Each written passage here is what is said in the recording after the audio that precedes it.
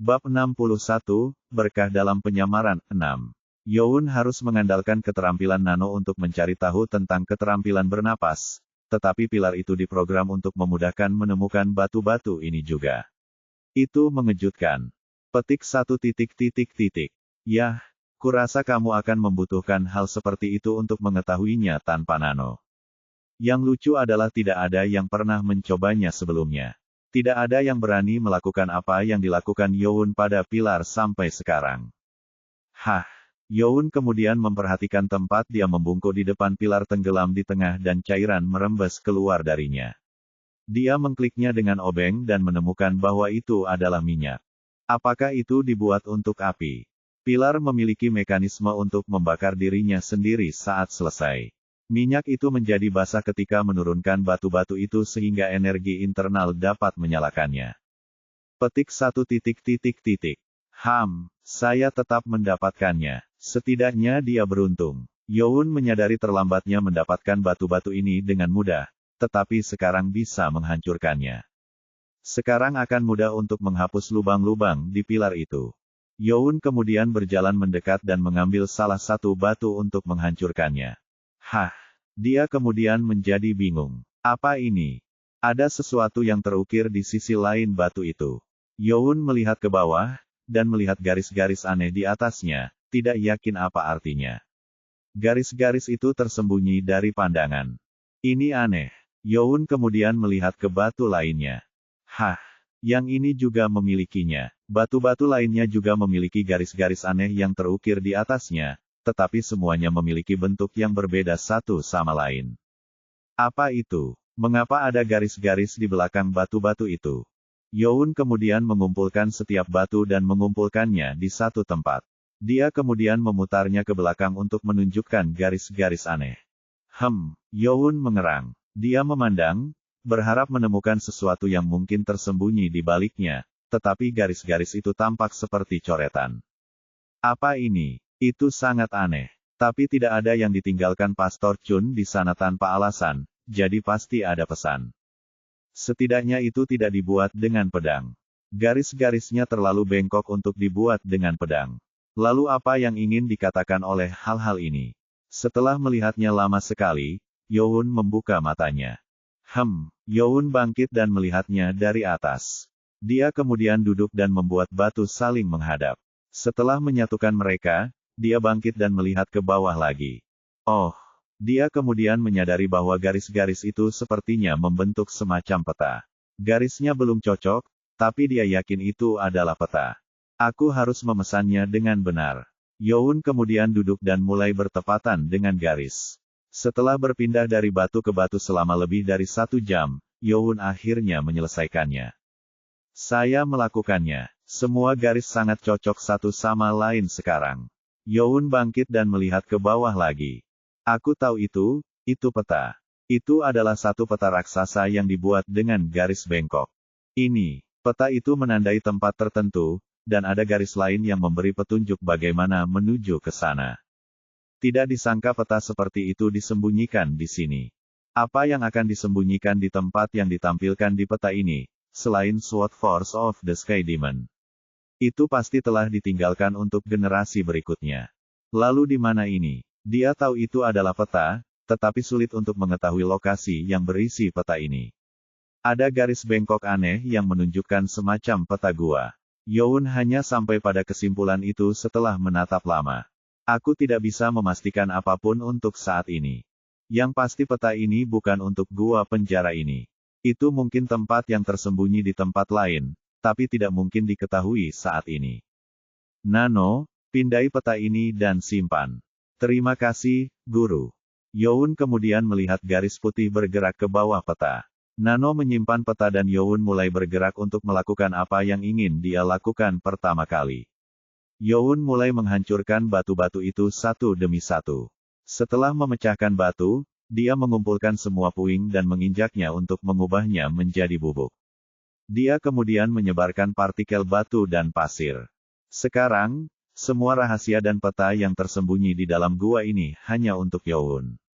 Youn kemudian bangkit untuk kembali ke ventilasi dan dia kembali ke gua penjara kecilnya. Dan untuk pertama kalinya setelah dia dikurung, dia bisa tidur nyenyak. Babak 62, berkah dalam penyamaran 7. 4 hari telah berlalu setelah Youn dikurung. Hanya tersisa 1 hari bagi Youn untuk keluar dan telah terjadi banyak perubahan di dalam akademi. Ketika Youn dikirim ke penjara, satu-satunya yang memiliki tanda kuning adalah Chun Muyon dari klan Bijaksana dan Chun Yuchan dari klan Pedang. Namun, 4 hari sudah cukup bagi kadet berbakat untuk belajar tentang 7 pedang iblis. Kekhawatiran Ko Wanghur menjadi kenyataan. Chun Youn masih di penjara, tapi semua tanda kuning lainnya diambil oleh taruna yang kuat. Namun, hanya ada 11 taruna yang menjadi pemimpin. Ada total 17 tag, jadi kenapa hanya ada 11 pemimpin grup? Ini karena 3 pemimpin tertentu. Tidak ada batasan berapa banyak tag yang bisa diambil. 3 orang menyadari hal ini dan mengumpulkan setiap tag yang bisa mereka dapatkan. Chun Muyon punya 1 tag. Chun Yuchan memiliki tag empati. Chun Kungun memiliki tag doa. Sama Cak, kadet ke-700, memiliki 2 tag. Dan 7 kadet lainnya masing-masing memiliki 1 tag. Jadi dengan Yuchan, Kungun, dan Cak mengumpulkan lebih dari 1 tag, mereka mengambil 5 tag lagi yang dapat digunakan untuk menciptakan lebih banyak pemimpin. Satu-satunya hal yang mengejutkan adalah Chun Muyon tidak memilih tag lain. Sekarang, dengan 16 tanda di tangan para kadet, satu-satunya tanda yang tersisa adalah yang dimiliki Ho Jinchang. Tidak ada yang bisa mengambil tag ini darinya karena dia adalah seorang prajurit tingkat Grandmaster. Ini bermasalah. Hu Bong tenang. Semua taruna tahu bahwa pemimpin ketiga itu memiliki lebih dari 1 tanda, tetapi tidak ada yang berani mengajukan keluhan. Mereka jauh lebih kuat, jawab Ko Wanghur sambil mengangguk. Taruna ketiga ini terkenal dengan kehebatannya. Desas-desus mengatakan bahwa keterampilan seni bela diri mereka berada pada tingkat yang melebihi master. Selain itu, mereka semua memiliki pasukan kadet di belakang mereka. Itu bisa berbahaya bagi kita juga. Zhao Wumin tersenyum pahit saat berbicara. Alasan dia mengatakan ini adalah karena kelompok Youn mengalami penurunan tajam setelah Youn dibawa ke gua. Mereka bukan lagi kelompok, melainkan kadet biasa. Mungkin kami beruntung. Kami kehilangan mereka yang akan kalah, kata Oh Jong dengan ekspresi kesal. Kadet lainnya juga menjadi marah. Sebanyak 6 kadet telah berkumpul di sini. Kami hanya memiliki jalan yang berbeda. Ko Wanghur menenangkan. Saya tidak berpikir cara mereka melakukan sesuatu akan membuat kelompok lain menyambut mereka. Hu Bong kecewa. Pada hari penangkapan Youn, 2 anggota tim meninggalkan mereka. Mereka adalah Wung Chun dan Ho Daming. Mereka sangat cemas sejak mendengar bahwa Youn telah menghancurkan energi internal Chun Jong Sum. Begitu hukuman Youn memutuskan, mereka langsung pergi. Saya minta maaf. Saya ingin tetap bersama, tapi saya tidak melihat masa depan dalam hal ini. Mungkin ini adalah taktik yang tepat untuk lulus ujian ketiga dengan aman. Tapi mereka tidak hanya bergabung dengan grup Youn untuk ujian dan para anggota menjadi marah. Meski 2 anggota telah pergi, 6 kadet masih ada di sini. Itu karena kadet ke-18, Bakgi. Hu Bong bangkit dan berkata, baiklah. Jangan terlalu pesimis. Kami kehilangan 2 penjahat, tapi ada Bakgi di sini bersama kami. Dia akan melakukan 4 kali lipat jumlah yang bisa mereka lakukan. Jangan terlalu menyanjungku. Bakgi tersenyum. Ko Wanghur juga tersenyum. Tidak, kami akan berada dalam bahaya besar jika bukan karena kamu.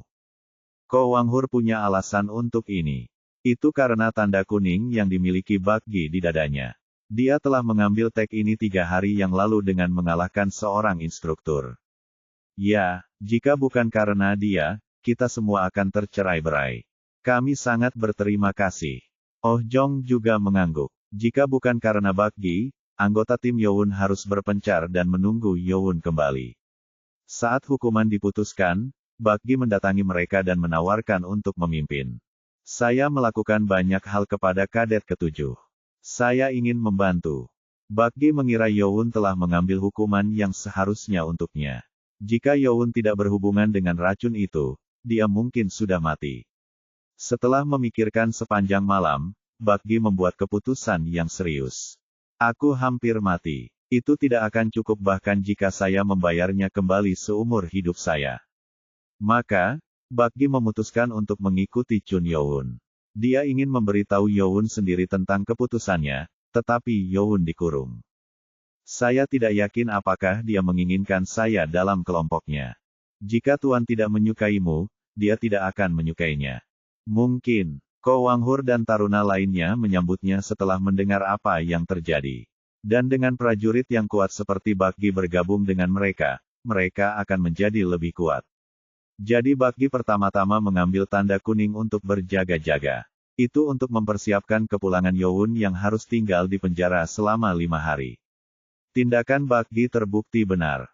Yah, kami tetap menyambutmu di grup kami. Jangan khawatir.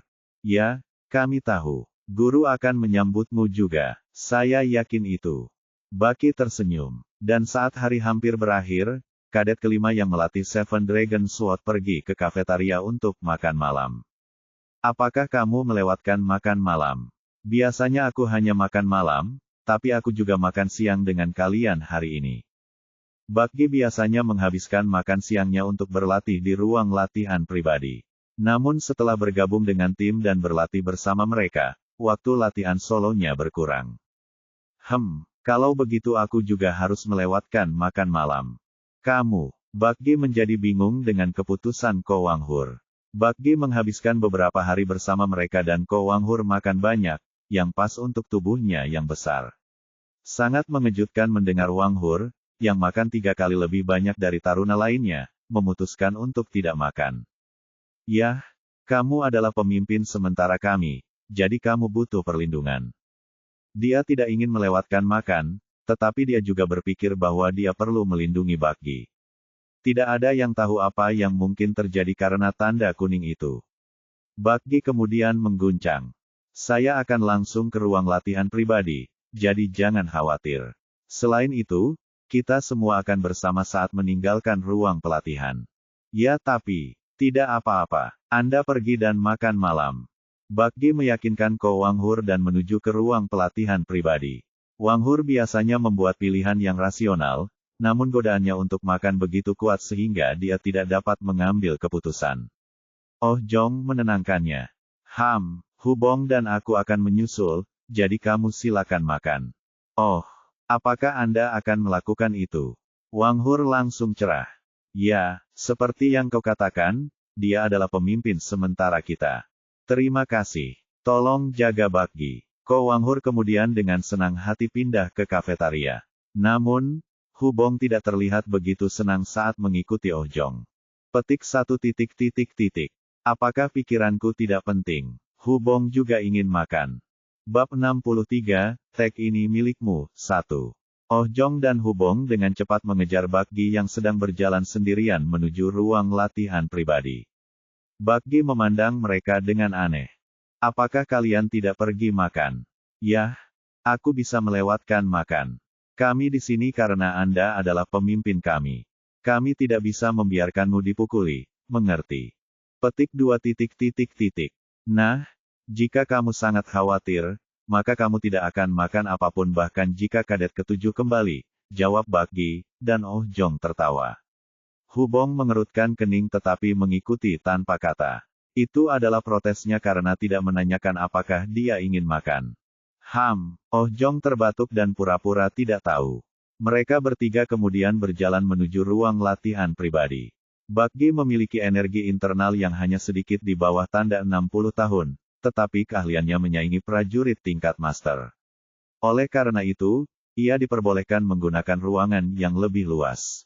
Aku menggunakan bangunan lain, jadi kamu tidak perlu mengikutiku. Siapa tahu, Oh Jong dan Hubong mengikutinya sampai mereka mencapai pintu masuk. Bakgi mengatakan ini tidak perlu, tetapi dia berterima kasih atas tindakan tersebut. Ini sangat berbeda ketika dia sendirian di grup ke-12. Mereka bertiga berjalan ke depan pintu masuk gedung. Kami di sini sekarang, jadi kamu tidak, iya. Bakgi mengerutkan kening. Itu karena fakta bahwa dia merasakan orang-orang di sekitar mereka. Apa yang sedang terjadi? Oh Jong kemudian melihat sekeliling. Dia baru saja menjadi prajurit tingkat tinggi, jadi dia juga merasakan orang-orang mendekat dari belakang. Segera, orang-orang keluar dari belakang gedung. Ada sekitar 20 kadet. Sialan, Oh Jong dan Hubong terkejut. Tampaknya para kadet ini telah menunggu mereka karena mereka semua memiliki pedang kayu di tangan mereka. Oh Jong menoleh ke Bakgi untuk memberi isyarat agar dia melarikan diri. Mereka sudah menunggu di sini. Mereka harus siap. Bakgi juga setuju dan mengangguk. Saat mereka segera berbalik untuk melarikan diri, sekelompok kadet lainnya berlari dari belakang, menghalangi jalan mereka. Apa? Hubong terkejut melihat wajah yang dikenalnya. Ada total 10 kadet di belakang mereka dan di depan mereka, ada kadet bermata tajam dengan rambut licin. Itu adalah kadet 108, Ha Ilming. Ha Ilming. Sebagian besar taruna mengingatnya karena dia lulus ujian kedua hanya dengan kekuatannya sendiri. Dia harus tinggal di ruang medis karena dia terluka oleh batu yang jatuh di atasnya dari langit-langit di ruang pelatihan, tapi sepertinya dia sudah keluar sekarang. Kalian, Bakgi memandangi para kadet yang menghalangi bagian belakang. Mereka adalah taruna dari kelompok ke-12. Bakgi bingung. Pemimpin, kamu terlihat bagus hari ini. Bagaimana rasanya mengkhianati grup lama dan bergabung dengan teman baru? Bakgi mengerutkan kening mendengar sarkasme itu. Dia hanya memihak mereka karena mereka bersama hanya untuk ujian kedua, dan kebanyakan dari mereka tetap mengikuti Chun Jong-sum, jadi Bakgi selalu menjaga jarak. Ada apa dengan ini? Oh Jong berteriak pada taruna yang mengelilingi mereka. Dia tidak punya cara untuk lari, jadi dia memutuskan untuk setidaknya menentukan motif mereka. Tentu saja, dia tahu untuk apa itu. Hah? Kamu benar-benar tidak tahu. Ha Ilming mengejek saat dia berjalan. Dia kemudian menunjuk ke tanda kuning yang ada di dada Bakgi. Beri aku tanda kuning itu. Itulah alasan serangan itu. Selama beberapa hari terakhir, anggota kelompok ke-12 mengetahui bahwa Bakgi biasanya pergi sendirian saat makan malam ketika dia pergi ke ruang pelatihan. Itu sebabnya mereka ada di sini untuk menyerang. 20 kadet di depan ruang pelatihan berasal dari kelompok ke-6, dan yang lainnya menghalangi jalan kembali berasal dari kelompok ke-12. Kamu pikir aku hanya akan menyerahkannya padamu? Bakgi balas sambil menyiapkan dirinya. Ha Ilming menyeringai. Yah, ini tidak akan berakhir dengan baik jika kamu tidak melakukannya. Oh, tapi tidak apa-apa. Itu tidak akan berakhir dengan baik bahkan jika kamu menyerahkannya. Ha Ilming menggertakkan giginya saat dia berkata. Mengapa dia begitu marah? Itu karena kejadian beberapa hari yang lalu. Kepala Ha Ilming rusak karena Chun Youn telah menghancurkan lantai dan harus dirawat di rumah sakit. Ketika dia pergi ke rumah sakit, dia tercengang. Mulai dari Chun Mukem yang diutus ke sana oleh Ha Ilming sendiri, ada juga instruktur Sang Munyo yang tulang rusuknya patah dan Chun Jong-sum yang tenaga dalamnya rusak. Mereka semua adalah pasien yang dibawa masuk karena Ha Ilming sendiri, atau Chun Youn. Petik 1. Apa bajingan ini? Dia tidak mengerti apa yang sedang dilakukan Chun Youn, tapi dia hanya harus diam. Dia tidak mau mengambil risiko membiarkan Chun Mukem tahu bahwa dialah yang menyergapnya. Sialan, setelah menghabiskan beberapa hari yang menakutkan di ruang medis, dia baru saja dibebaskan kemarin pagi dan dia melihat semua tanda di tangan para pemimpin lainnya. Ha Ilming, yang sekarang memiliki energi internal di titik puncak untuk menjadi seorang master, menantang satu-satunya instruktur yang memiliki tanda kuning. Sialan, setelah dipukuli oleh Ho Jin Chang, Ha Ilming harus istirahat seharian penuh. Hanya ada satu cara tersisa baginya untuk mendapatkan tag kuning, dan itu adalah mengambilnya dari grup lain. Grup mana yang harus saya ikuti? Sambil memikirkannya, mantan kadet kelompok ke-12 menawarkan untuk bekerja sama dengannya untuk menyerang Bakgi.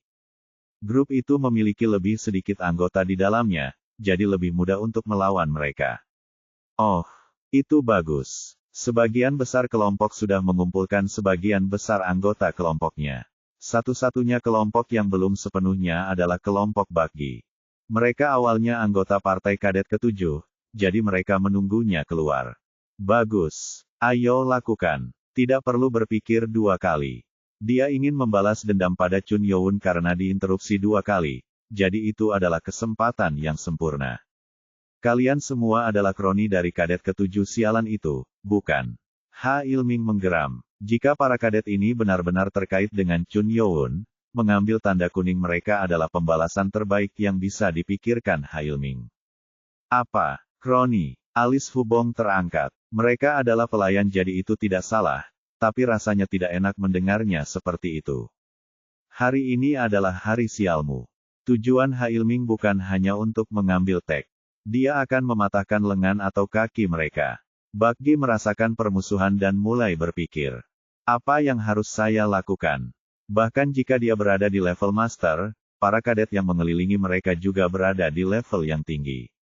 Dan totalnya ada 30, jadi tim Bakgi kalah jumlah. Selain itu, Ha Ilming sepertinya tidak lemah. Tidak ada cara untuk melanjutkan jika yang lain terluka. Dia harus melarikan diri dan pergi ke kafetaria, tapi Oh Jong dan Hu Bong akan terluka. Bakgi kemudian mengirimkan pesan telepati kepada Oh Jong. Bab 64, tek ini milikmu, 2. Hu Bong dengan cepat berlari ke kafetaria. Tidak ada waktu untuk disia-siakan ketika teman-temannya masih dalam bahaya. Hu Bong kemudian pergi mencari Ko Wang Hur dan anggota lainnya. Di sana, dia kemudian menemukan anggota klub makan di sisi kanan kafetaria. Ko Wang Hur, yang sedang makan besar, menatap dengan aneh. Hu Bong, kenapa kamu basah kuyup? Kita harus pergi sekarang, ke ruang latihan. Apa yang sedang terjadi? Ko Wang Hur dan para kadet segera meletakkan sumpit mereka dan bangkit. Penyergapan, ada penyergapan. Bakgi dan Oh Jong melawan mereka. Tidak. Ko Wang Hur dengan cepat melompat dari kursinya dan berlari keluar bersama taruna lain yang mengikutinya. Wang Hur dengan cepat menggunakan keterampilan ringannya untuk menembak melewati bangunan untuk berlari ke depan.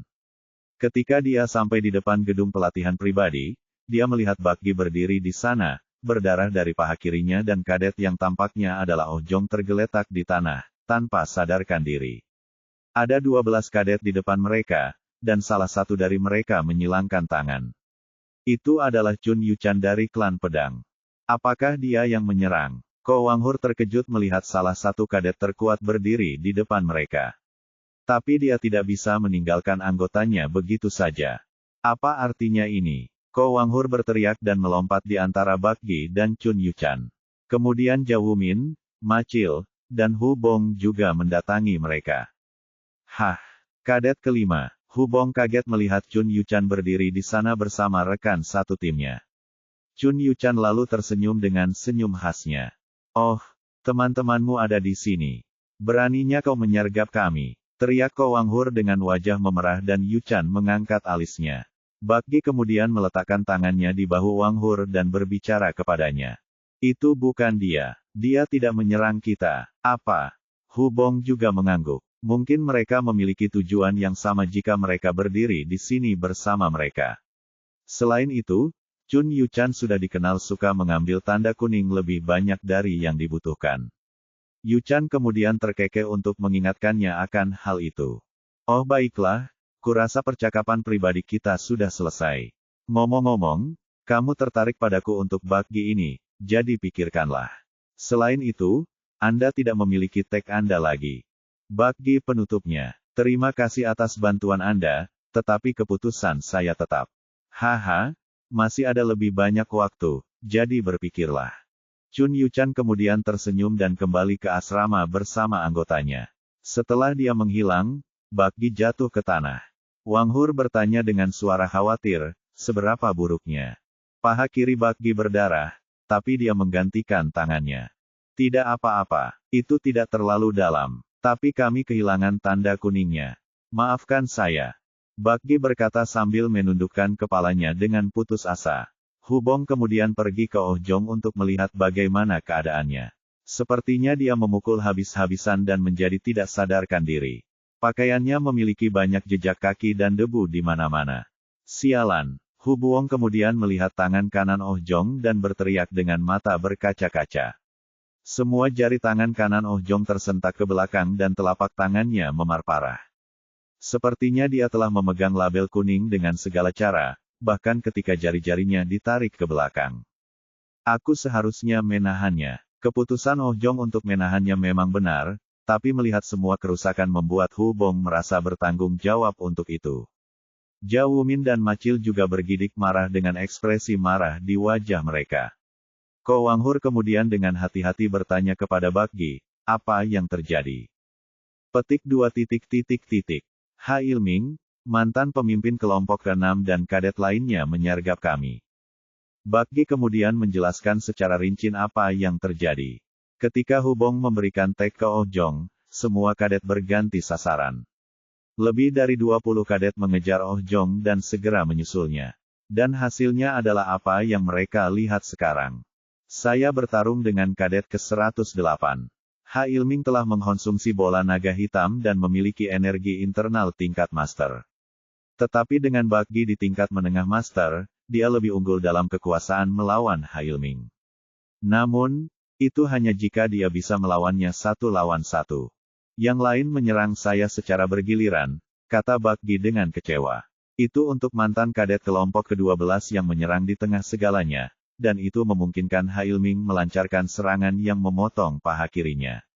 Dengan kaki terpotong, Ha Ilming kemudian mencoba menghabisinya dengan melontarkan pukulan telak.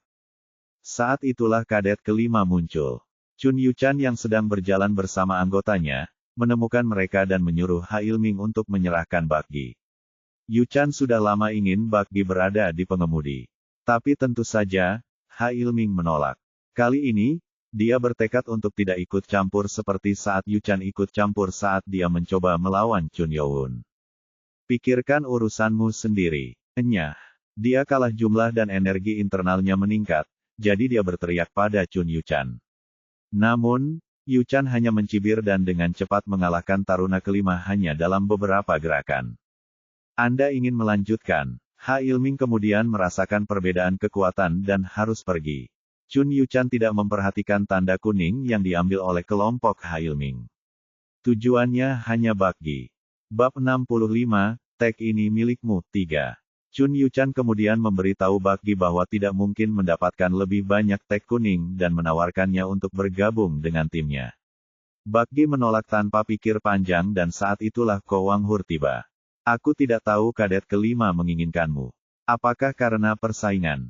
Bakgi adalah individu yang berbakat bahkan di antara semua kadet ini. Chun Yuchan ingin menjadi pewaris tahta, jadi dia pasti menginginkan individu yang lebih berbakat. Namun, Ko Wanghur terkejut bahwa Bakgi bahkan tidak mempertimbangkan salah satu tawaran pemimpin masa depan yang paling mungkin. Petik 2. Itu tidak masalah. Yang penting adalah kami tidak memiliki label kuning dan tangan kami terikat. Sialan. Bakgi membanting tanah dengan tinjunya. Sampai sekarang, hanya ada 2 cara untuk mendapatkan tanda kuning. Salah satunya adalah mengalahkan instruktur Hou Jinchang, dan yang lainnya menyerang kelompok lain untuk mencuri milik mereka, tetapi kedua pilihan yang tersisa tampaknya tidak realistis. Siapa yang mungkin bisa mengalahkan level Grandmaster Hou Jinchang dan mengambil tandanya? Dan pilihan kedua tidak mungkin karena mereka hanya memiliki 6 anggota. Sebagian besar grup bergerak dalam tim untuk melindungi tag mereka, yang berarti mereka membutuhkan setidaknya jumlah anggota yang sama untuk melakukannya. Zhao Wumin yang baru saja menepis amarahnya bertanya, bagaimana kalau kita mengumpulkan taruna lain dan melakukan hal yang sama? Ko Wanghur yang memikirkannya menggelengkan kepalanya. Jika kita mengumpulkan rekan satu tim tambahan, maka kita harus menerima anggota yang hanya mencari keuntungan dari kita, bukan orang yang ingin mengikuti jalan tuan kita. Jika mereka menginginkan bantuan dari kadet lain, maka mereka harus memberi mereka sesuatu yang lain. Ada banyak kadet yang belum memiliki tim, jadi mudah untuk merekrut mereka, tapi itu berarti tim mereka akan diisi dengan anggota yang belum siap mengikuti jalan masa depan Chun Youn. Semua anggota tampaknya setuju dengan Wanghur, tetapi mereka semua menghela nafas putus asa. Saat semua wajah mereka dibayangi, Ko Wanghur berteriak. Kita tidak bisa menyerah begitu saja. Bakgi lalu mendongak dengan mata penuh keputusasaan. Dan melakukan apa? Petik 2. Masih ada satu cara. Jika kamu berbicara tentang tanda instruktur senior, maka aku yakin kamu tahu itu tidak mungkin. Bakgi tahu betapa kuatnya Hou Jinchang sejak dia melawan pria itu sendiri. Dia bukanlah seseorang yang berani dikalahkan oleh kadet biasa. Bahkan para pangeran itu menghindari pertempuran dengan Hou Jinchang. Kami tidak punya pilihan selain mempercayai tuan kami. Menguasai. Kadet ketujuh. Ko Wanghur mengira satu-satunya harapan tetap ada di Chun Youn. Sebagai satu-satunya kadet yang dengan sempurna melawan seorang instruktur, dia mungkin satu-satunya harapan mereka untuk mengalahkan Hou Jinchang. Mungkin dia setidaknya bisa mengambil tanda itu. Dan jika dia gagal, kalau begitu keputusanku untuk mengikutinya juga gagal, Bak Gi tersenyum pahit. Seperti yang dikatakan Wang Hur, jika Chun Youn tidak menunjukkan keajaiban kepada mereka, mereka akan gagal dalam ujian ketiga secara otomatis. Apakah menunggu Chun Youn satu-satunya jawaban yang mereka miliki? Saat itulah Hu Bong mengangkat Oh Jong ke atas punggungnya. Semua orang menoleh ke Hu Bong. Aku akan membawa Oh Jong ke ruang medis. Aku akan membantu. Zhao Wumin berdiri dan pergi ke Hu Bong, dan Hu Bong berbicara kepada Wang Hur dengan suara kecewa. Petik 2. Kurasa aku harus mengatakan ini. Seperti yang Anda katakan, saya mempercayai Master lebih dari siapapun. Tapi menurut saya tidak benar hanya menunggu dia menyelesaikan masalah kita. Jika kita adalah hambanya, kita harus melakukan sesuatu yang hanya bisa kita lakukan. Jika kita benar-benar tidak punya pilihan, maka kita harus merekrut kadet yang bisa bergabung dengan kelompok kita. Petik 2 tanda tanya tanda seru petik 2. Kata-kata Hu Bong mengejutkan semua orang, termasuk Ko Wanghur. Dia selalu rasional dan berpikir cepat, tapi dia hampir menaruh semua beban pada tuannya, Chun Youn, tanpa disadari. Hu Bong benar, setidaknya mereka harus siap dengan sesuatu. Apakah aku bertindak terlalu jauh? Hu Bong bertanya dengan mual. Ko Wanghur kemudian tertawa terbahak-bahak. Hahaha, Anda benar, Bang. Kita tidak bisa hanya mengandalkan tuan kita. Sebagai pelayannya, kita harus melakukan yang terbaik untuk bekerja untuknya. Hu Bong, kamu benar-benar pelayan terbaiknya. Wang Hur tertawa. Bak Gi, Zhao Wumin, dan Macil juga mengangguk setuju. Seperti yang dikatakan Hu Bong. Jika mereka mempercayai tuannya, mereka harus melakukan yang terbaik agar siap untuk langkah selanjutnya. Kami akan menunggu seperti bebek duduk jika bukan karena kamu, Hu Bong. Itu benar. Hu Bong menggaruk kepalanya sambil tersipu. Dan dengan itu, acara ini membuat tim semakin kuat. Dan keesokan harinya, Ko Wanghur, Bak Gi, Hu Bong, Macil, dan Zhao Wumin menjelajahi asrama dan seluruh akademi, mencari kadet yang tepat untuk direkrut. Mereka menyadari bahwa merekrut lebih banyak kadet adalah hal terbaik yang dapat mereka lakukan saat ini. Tapi itu tidak mudah. Chun Youn telah membuktikan bahwa dia kuat dengan mengalahkan seorang instruktur, tetapi dia sekarang berada di penjara. Dengan satu-satunya tanda yang tersisa di tangan Hou Jinchang, tidak ada yang mau bergabung dengan kelompok Chun Youn karena sepertinya mereka tidak punya kesempatan. Kelima anggota tersebut tidak menyerah dan terus mencari taruna. Hu Bong juga bertemu dengan berbagai kadet untuk membujuk mereka, tetapi itu tidak mudah. Saat Hu Bong berjalan dengan langkah berat setelah ditolak berkali-kali, dia mendengar suara-suara dari kerumunan. Apakah sesuatu terjadi? Hu Bong kemudian berjalan ke area tempat orang-orang berkumpul. Itu di tengah panggung di tempat latihan, dan bangunan utama tempat para kadet sedang menonton sesuatu. Saat Hu Bong semakin dekat untuk melihat apa yang sedang terjadi, matanya membesar karena terkejut. Master, ada Chun Youn, majikan yang ditunggu Hu Bong. Namun, Chun Youn sedang bertarung melawan seseorang di tengah kerumunan. Dia melawan instruktur senior Hou Jinchang. Bab 66, tag ini milikmu, 4. Pagi-pagi sekali, di puncak gunung di belakang perpustakaan Akademi Iblis, kabut pagi menutupi bagian bawah gunung. 3 pria berlari menaiki gunung dengan keterampilan ringan mereka. Mereka adalah instruktur akademi. Yang di depan adalah mantan instruktur kelompok ke-8, Impeng. Alasan mengapa mereka mendaki gunung hari ini adalah karena pemenjaraan Youn dijadwalkan berakhir hari ini. Aku ingin tahu apakah dia menahannya dengan baik. Bahkan orang dewasa yang lebih berpengalaman pun akan kesulitan dikurung di tempat gelap sendirian. Namun, orang yang mereka kurung adalah anak laki-laki berusia 15 tahun, yang menimbulkan beberapa kekhawatiran. Mereka segera mencapai bagian depan gua. Pak, penjaga yang berdiri di dekat pintu masuk memberi hormat kepada instruktur. Impeng mengangguk. Penahanan Chun Youn sudah berakhir. Buka gerbangnya. Ya Pak. Penjaga kemudian memindahkan mekanisme penguncian dari batu raksasa yang memblokir pintu masuk dan mendorongnya ke samping. Saat didorong pergi, gua itu terbuka. Dengan minyak lampu yang habis, bagian dalam gua menjadi gelap gulita. Menghabiskan 5 hari di tempat seperti itu pasti akan membuat seseorang marah. Saat mereka melihat ke dalam, seorang anak laki-laki bertelanjang dada sedang duduk bersila dengan mata terpejam dalam meditasi. Kadet ketujuh, kamu sekarang dibebaskan. Salah satu instruktur berteriak dan Chun Youn membuka matanya. Akhirnya tibalah waktu yang dia tunggu-tunggu. Dia bangkit dan mengerutkan kening karena cahaya terlalu terang di matanya dan berjalan keluar. Hah, lihatlah tubuhnya. Tubuh toples Chun Youn menunjukkan semua ototnya yang kencang. Sulit dipercaya bahwa itu adalah otot anak laki-laki yang belum dewasa. Para instruktur menjadi heran. Tapi yang benar-benar mengejutkan Impeng adalah mata Chun Youn. Apakah ini mata anak laki-laki yang dikurung di penjara sendirian selama 5 hari? Matanya lebih dalam dan lebih bertekad daripada saat dia dikurung. Seolah-olah Youn telah menemukan kebenaran setelah beberapa latihan keras. Impeng heran, tetapi dia tidak menunjukkannya dan berbicara kepadanya. Di mana baju atasanmu? Itu. Chun Youn kemudian kembali dan mengeluarkan pakaiannya. Bau busuk membuat semua instruktur mengerutkan kening dengan jijik. Apa yang kamu lakukan pada pakaianmu? Petik 2. Instruktur Simong menyambar pakaian itu dan membuangnya jauh-jauh. Impeng menghela nafas dan melepas jubah luarnya dan menyerahkannya kepada Youn. Oh, terima kasih, Pak. Youn kemudian mulai mengenakan pakaian dan Simong melihat ke dalam gua, memeriksa apakah dia telah melakukan sesuatu di dalamnya. Tidak ada jejak apapun di dalamnya. Simong mengangguk pada dua instruktur lainnya dan mereka mulai menuruni gunung. Tapi Simong melewatkan sesuatu di sana.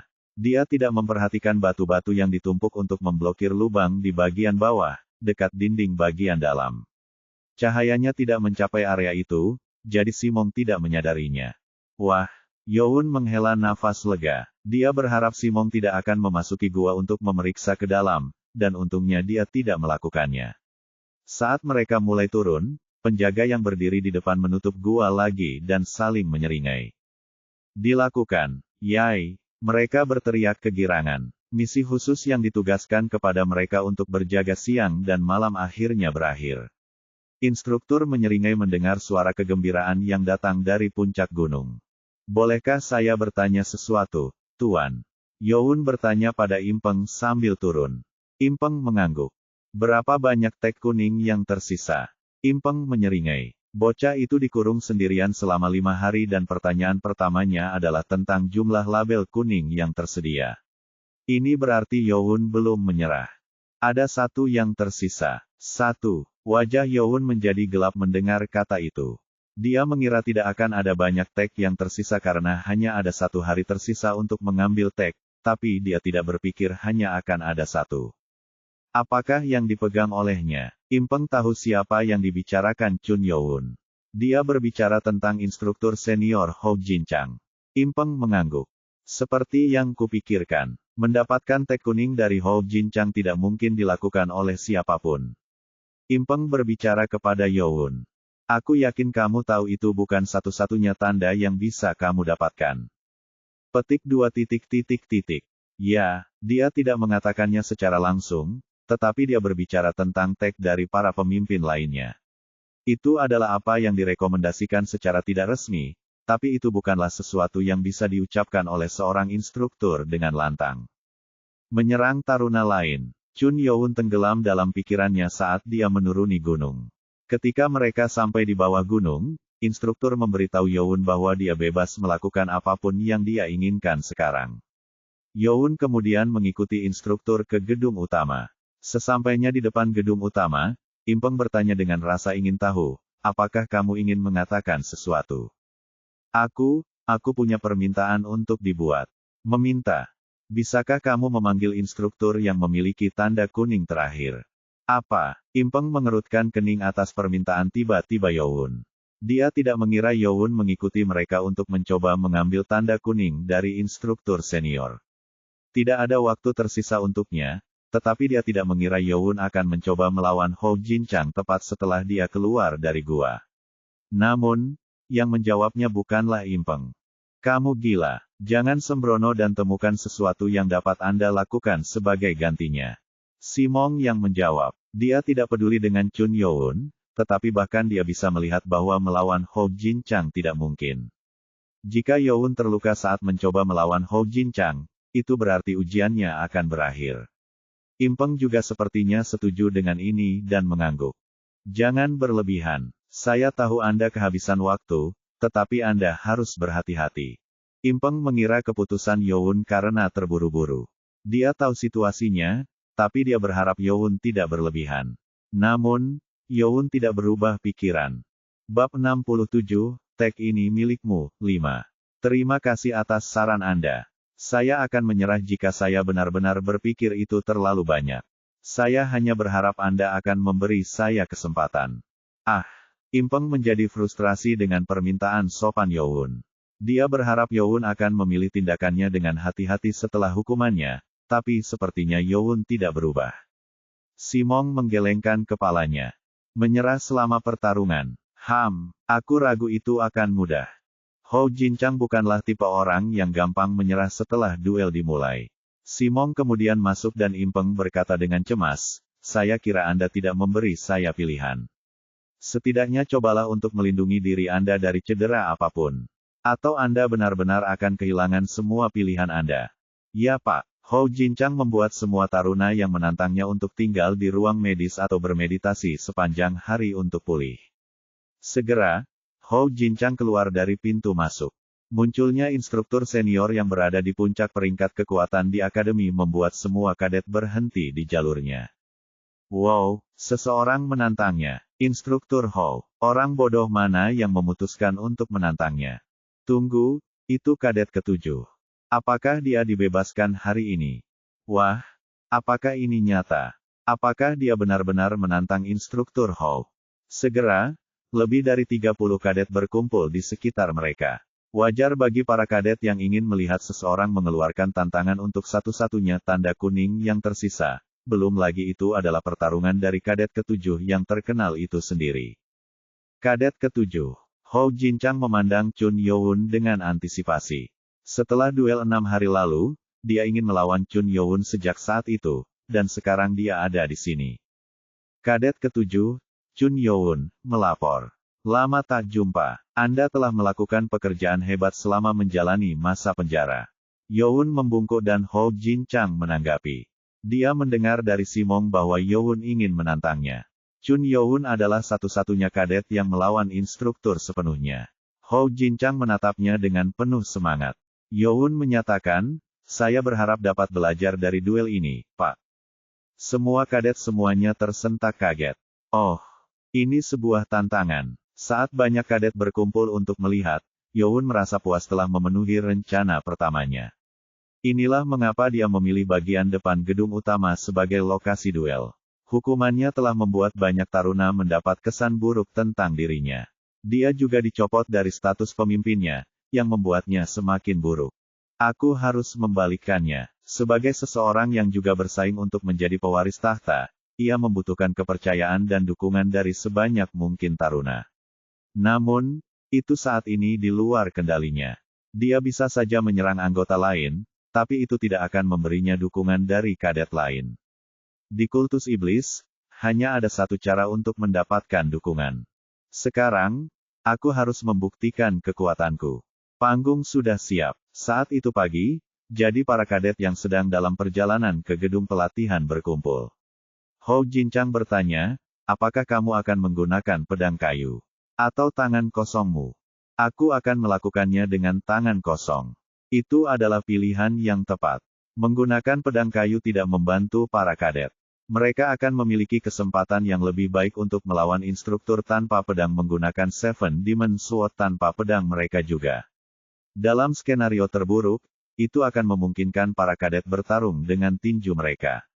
Tapi tentu saja, Instrukturnya lebih baik dalam adu jotos. Hou Jinchang kemudian menyiapkan dirinya sambil meletakkan langkah lebar. Itu hanya sikap persiapan, tetapi bobot atmosfer berubah. Bahkan para kadet yang menyaksikan mereka menjadi tegang. Bagaimana dia bisa mengalahkan monster itu? Tidak, meskipun kadet ketujuh, ini tidak akan berhasil. Bahkan kadet kelima pun menyerah. Semua kadet melihat Chun Youn mengalahkan instruktur Sang Munyo. Tapi meski begitu mereka tidak mengira Youn memiliki kesempatan untuk mengalahkan Hou Jinchang.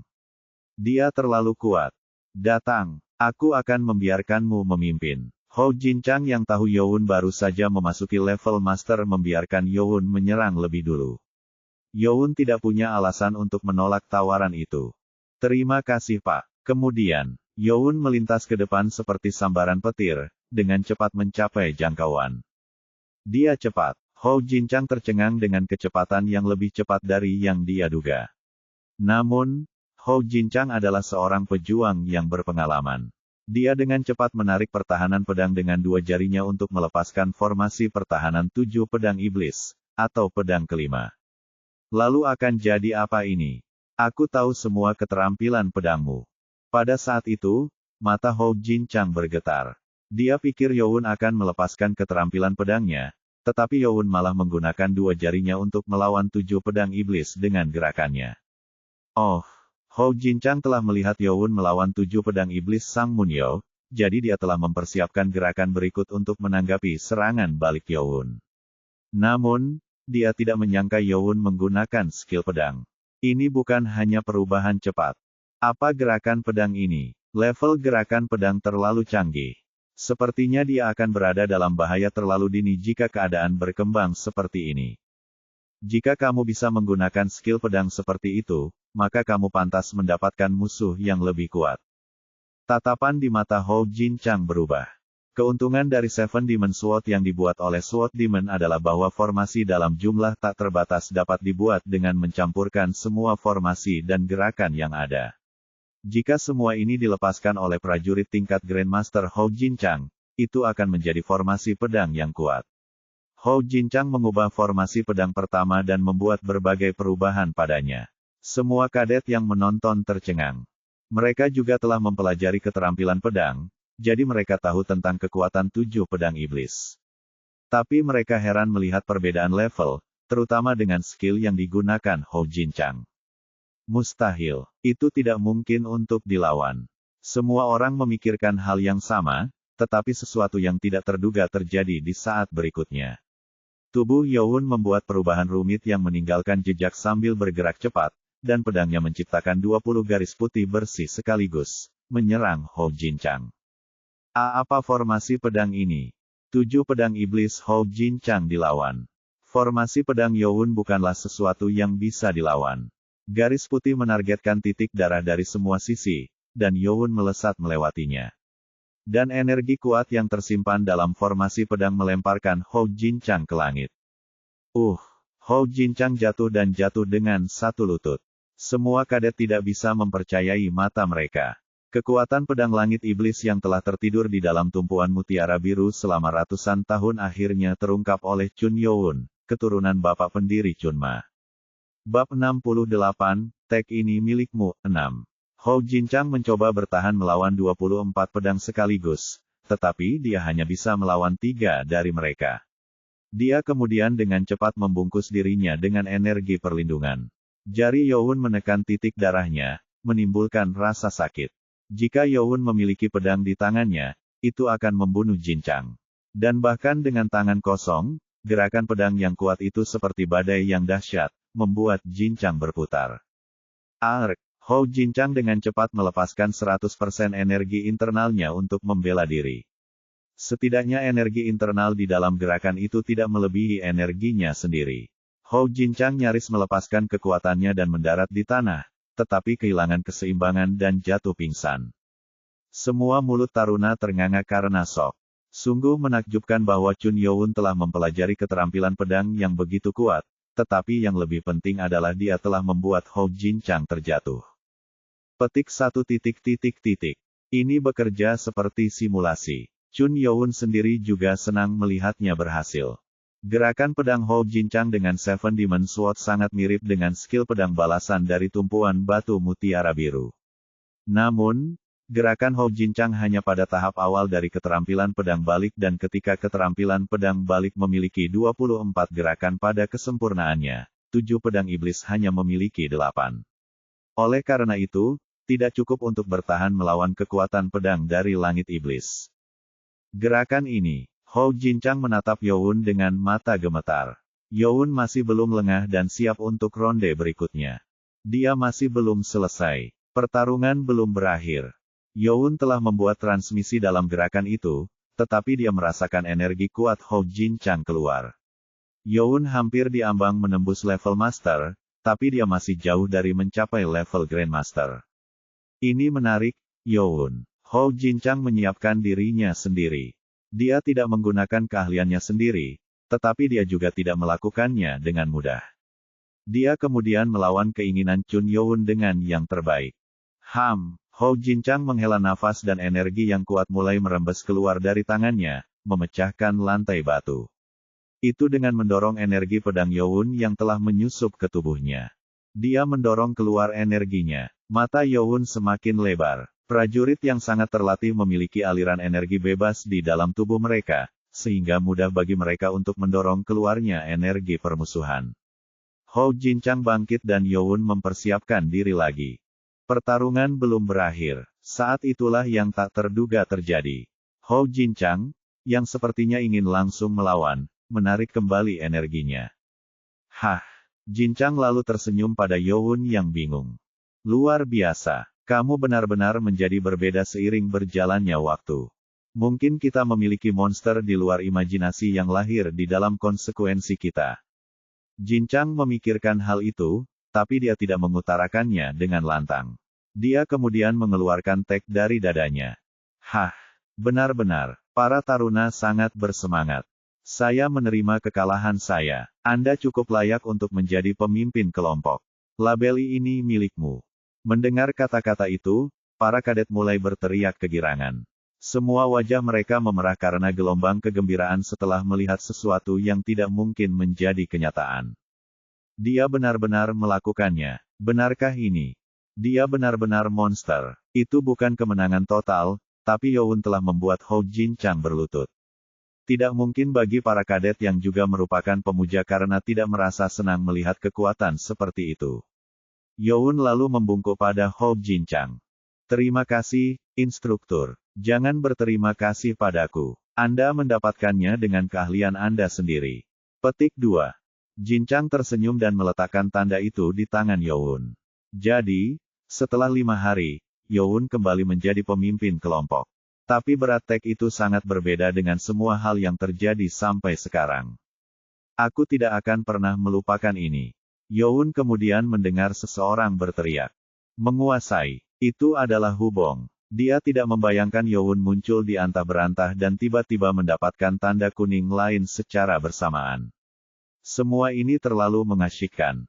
Hubong. Menguasai. Kami telah menunggu kepulanganmu. Tapi ada pria lain. Seseorang berjalan melewati semua kadet dan mendatangi Youn.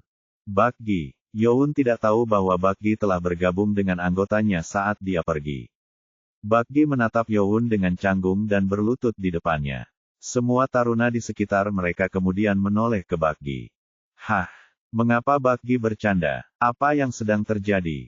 Bakgi adalah taruna tingkat pemimpin kelompok lainnya, jadi itu membingungkan. Para taruna tidak tahu apa yang terjadi kemarin, jadi mereka mengira Bakgi adalah pemimpin kelompok lain yang memiliki tanda. Bakgi, apa yang sedang kamu lakukan? Youn bertanya. Bakgi kemudian berteriak dengan suara nyaring, pertama-tama saya akan berterima kasih. Aku, kadet ke-18, Bakgi, selamat dari serangan racun-racun klan karena Pangeran Chun Youn. Orang-orang mulai berkemah pada diri mereka sendiri karena terkejut. Apa? Klan racun mencoba membunuh kadet ke-18. Apa yang sedang terjadi? Wajar jika para taruna terkejut mendengarnya. Yang mereka tahu sampai sekarang adalah bahwa Youn telah menghancurkan energi internal Chun Jongsum, yang tampak seperti tindakan bodoh untuk memicu racun klan. Tapi jika yang dikatakan Bakgi benar, maka Chun Youn membantu Bakgi. Saya sangat tersentuh dengan tindakan Anda. Anda mendorong diri Anda sejauh ini sehingga Anda bahkan dikirim ke penjara. Petik 2. Ada apa dengan dia dan kesopanan ini? Youn sedikit mengernyit karena dia tahu bagaimana biasanya Bakgi berbicara. Namun, dia menyadari apa yang coba dilakukan Bakgi di sini, jadi dia tidak mengatakan apa-apa. Apa? Jadi kadet ke-7 melakukan itu untuk menyelamatkan kadet ke-18.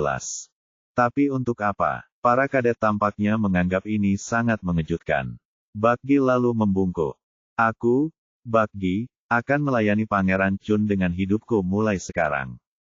Ah, Youn tercengang. Jika Bakgi yang direncanakan ini sendiri, ini benar-benar mencengangkan.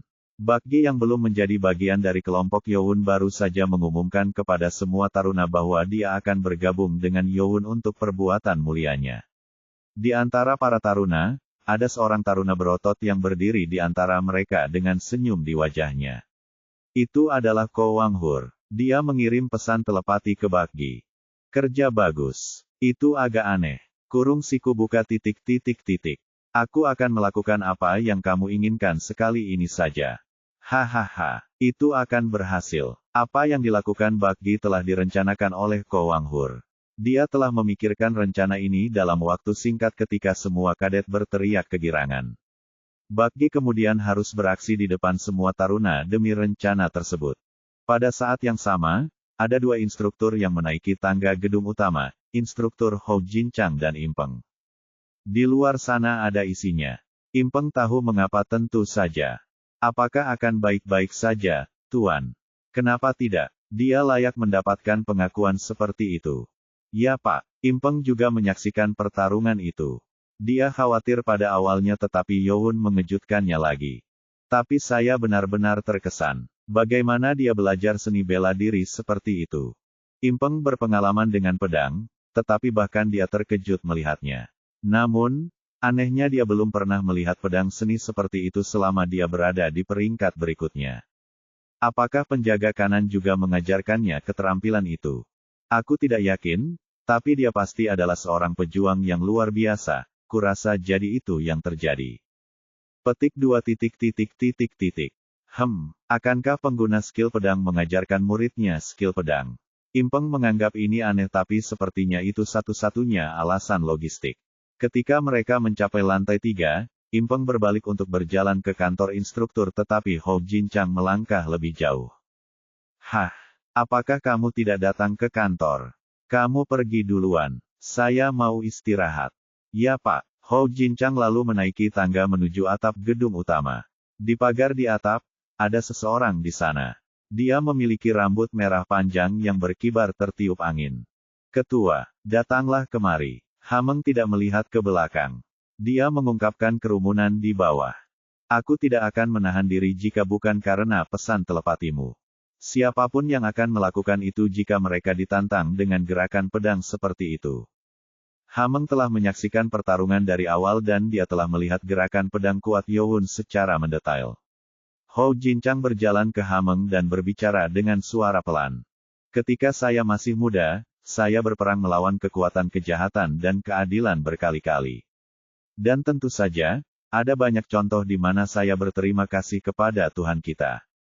Petik 2. Petik 2. Aku yakin kamu, sebagai wali, tahu tentang ini lebih baik dariku. Li Hameng membukakan matanya. Dia tahu apa yang coba dikatakan Jinchang. Hou Jinchang berkemah di Hameng yang sedang melihat ke bawah dalam diam.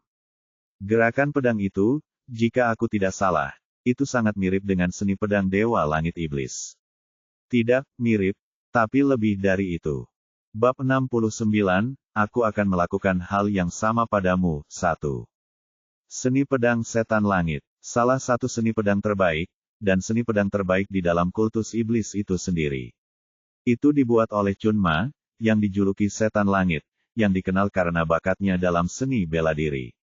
Dia telah bangkit di atas semua orang pada saat itu. Seiring berjalannya waktu, banyak seni pedang diciptakan untuk melawan seni pedang iblis langit, dan segera pedang iblis dewa surgawi dikatakan dapat mengalahkannya. Mata Hou Jinchang berkedip saat dia berbicara. Pergerakan pedang Youn telah meninggalkan kesan mencolok yang tidak bisa dia lupakan. Bahkan Li Hameng terkejut melihat gerakan pedang yang begitu sempurna. Ini mirip dengan seni pedang setan langit, tapi lebih dari itu. Li Hameng telah melihat dewa menggunakan seni pedangnya beberapa kali, dan dengan demikian dia dapat menyimpulkan bahwa keterampilan pedang Youn lebih baik. Lalu bagaimana Chun Youn mempelajari keterampilan pedang seperti itu? Hanya ada satu cara yang mungkin. Pedestal, alas di perpustakaan diketahui menyimpan rahasia terkait penemuan terakhir kebenaran oleh Pastor Chun Ma. Namun, bagian belakang alas telah hancur, sehingga dirahasiakan. Salah satu mantan tuan mengira alas itu tidak berguna, jadi dia memerintahkannya untuk meletakkannya di perpustakaan sebagai pajangan. Tapi bagian belakangnya rusak. Li Hameng juga telah melihat sisi belakang alas beberapa kali, tetapi dia tidak yakin apa artinya karena ada tanda di atasnya. Hou Jinchang kemudian bertanya dengan hati-hati, "Ketua, apa menurutmu ilmu pedangnya berasal dari Pet?" Petik 2. Instruktur Hou, Li Hameng memotongnya. "Simpan ini sebagai rahasia antara kau dan aku untuk saat ini." Petik 2. Jadi, kamu memikirkan hal yang sama? Ya Pak. Li Hameng mengangguk. Itulah satu-satunya cara yang mungkin bagi Youn untuk menguasai keterampilan pedang. Bagaimanapun, mereka telah mencapai kesimpulan yang sama. Tidak pasti mengapa Li Hameng ingin merahasiakan ini, tapi mungkin ini lebih baik untuk Youn. Sebagian besar kadet bubar untuk melanjutkan pelatihan mereka, tetapi tidak semua dari mereka telah pergi. Tinggal 2 taruna. Salah satunya adalah seorang gadis yang memiliki wajah bulat dan imut, tapi dia lebih tinggi dari kebanyakan kadet laki-laki. Jika bukan karena Ko Wanghur, dia mungkin yang tertinggi di antara semua kadet yang tersisa di depan gedung. Oh, dia adalah. Ko Wanghur mengenalnya dengan sangat baik. Dia adalah kadet ke-222, Ho Sangwa, yang dikenal sebagai salah satu dari 3 peringkat teratas dalam kekuasaan kadet perempuan. Petik 1. Kenapa dia tersipu? Bakgi penasaran dengan ekspresi Ko Wanghur. Ho Sangwa berjalan ke arah Youn dan berbicara dengan sopan. "Kamu baru saja hebat, Pangeran Chun. Saya tidak berpikir Anda akan mendapatkan tag instruktur Ho. Selamat. Saya beruntung. Terima kasih." Youn pura-pura tidak memperhatikan, tapi dia bisa menebak mengapa dia mendatanginya. "Biarkan aku jujur. Saya menunggu di sini karena saya ingin bergabung dengan tim Anda." Setelah dia melihat Youn bertarung melawan Hou Jinchang, dia pikir Youn adalah pemimpin yang layak. Jika dia menjadi rekan setimnya, itu akan meningkatkan peluangnya untuk lulus ujian ketiga. Namun Youn tidak menginginkan rekan satu tim hanya untuk ujian. "Saya sedang." Chun Youn mencoba mengatakan ini, tetapi Sangwa menyela untuk berbicara lebih dulu. "Tunggu, saya ingin menanyakan sesuatu terlebih dahulu. Apakah Anda akan membawa individu manapun, apapun jenis kelaminnya, jika mereka berbakat?" Ho Sangwa serius. Sepertinya dia menyadari fakta bahwa dia adalah seorang gadis. Youn tidak bisa menjawab begitu saja, tapi dia sudah memiliki jawabannya sejak lama. Petik 2. Jika seseorang yang berbakat ingin bergabung denganku, maka aku tidak punya alasan untuk tidak menerimanya. Jenis kelamin atau klan tidak masalah. Chun Youn telah didiskriminasi dan diintimidasi karena tidak berasal dari 6 klan. Dia ingin menggulingkan hal-hal seperti itu sejak awal. Jadi begitu. Ho Sangwa kemudian mundur sekitar 10 langkah dan mengayunkan pedang kayunya dengan gerakan pedang. Chun Youn, Wanghur, Bakgi, dan Hu Bong semuanya menjadi penasaran. Dia menggunakan Seven Demon Sword. Dia telah mempelajari 7 pedang iblis. Hanya sedikit waktu yang berlalu, tapi dia menggunakan skill itu dengan sempurna. Gerakannya kelas atas. Setelah menunjukkan gerakan pedang pertama hingga yang kelima, dia mendatangi Youn lagi dan berlutut dengan satu kaki. "Saya tersentuh oleh pengorbanan Anda yang Anda buat untuk hamba Anda. Anda mengatakan Anda akan menerima individu apapun jenis kelamin atau klan mereka. Jika Anda menerima saya akan membuktikan bahwa saya layak." Dia berbicara dengan percaya diri dan kekuatan. Tidak ada alasan untuk menolak tawaran seperti itu dari seseorang yang begitu percaya diri dan tahu bagaimana menunjukkan kekuatan mereka. Jalanku akan berbahaya dan kita mungkin menumpahkan darah. Bisakah Anda mengambil beban itu pada diri Anda sendiri? Saya tidak akan mengatakan saya ingin bergabung dengan Anda jika saya tidak siap untuk itu. Chun Youn lalu tersenyum dan membungkuk. Terima kasih. Selamat datang di tim saya. Ho Sangwa kemudian membungkuk dan berteriak, saya, Kadet ke-222, Ho Sangwa, akan bersumpah setia kepada Pangeran Chun seumur hidup. Jadi, Chun Youn mendapatkan kadet wanita pertama di timnya. Dan ada satu yang sangat gembira dengan acara ini. Itu adalah Ko Wanghur. Dia sangat bahagia sehingga dia tidak bisa menyembunyikan kegembiraannya. Oh, ini canggung. Dan ada satu taruna lagi yang pergi. Dia kurus dan memiliki rambut kusut, dan dia sangat senang dengan pertarungan Youn lebih dari siapapun. Apakah kamu memiliki sesuatu untuk dikatakan? Youn bertanya padanya. Kadet itu kemudian menjadi ragu-ragu, dan berlutut dengan kedua lututnya. Aku ingin berada di timmu, Pangeran. Petik 2 titik. Dan mengapa kamu ragu? Kadet itu kemudian menggaruk kepalanya dan dengan malu-malu menjawab, aku belum mempelajari 7 pedang iblis. Aku ingin membuktikan diriku padamu tapi aku tidak dapat menemukan apapun untuk ditunjukkan. Babak 70, aku akan melakukan hal yang sama padamu, 2. Dia menundukkan kepalanya karena malu karena dia tidak punya apa-apa untuk ditunjukkan ketika Ho Sangwa baru saja memamerkan kekuatannya. Dia membuktikan dirinya dengan cara yang sangat keren, akankah Pangeran Chun menerima seseorang sepertiku? Dia bukan kadet dari klan yang berspesialisasi dalam seni bela diri. Ayahnya adalah seorang prajurit tingkat menengah, dan seni bela diri keluarganya hanya berada di tingkat kedua, yang lebih lemah dari kebanyakan keluarga. Namun, melihat pertarungan Youn memberinya harapan untuk menjadi lebih kuat. Apakah kamu ingin bergabung denganku? Saya lemah, tetapi jika Anda menerima saya akan melayani Anda dengan sepenuh hati. Dan aku akan melakukan yang terbaik untuk tidak menjadi gangguan.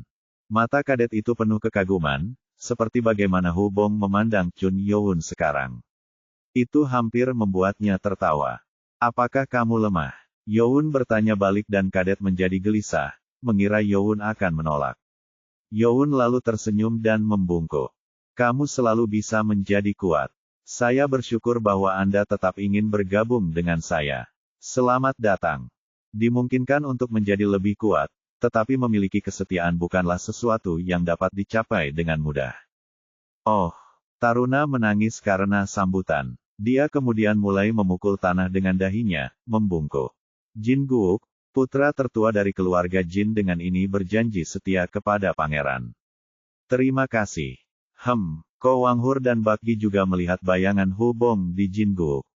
Namun, Hu Bong sendiri berpikir bahwa Jin Guok berlebihan dan menggelengkan kepalanya. Dengan itu, Youn sekarang memiliki total 8 anggota bersamanya. Totalnya 9 jika Chun Youn dimasukkan, jadi dia hanya membutuhkan 3 kadet lagi sekarang. Saya berharap ada lebih banyak lagi yang mungkin tertarik.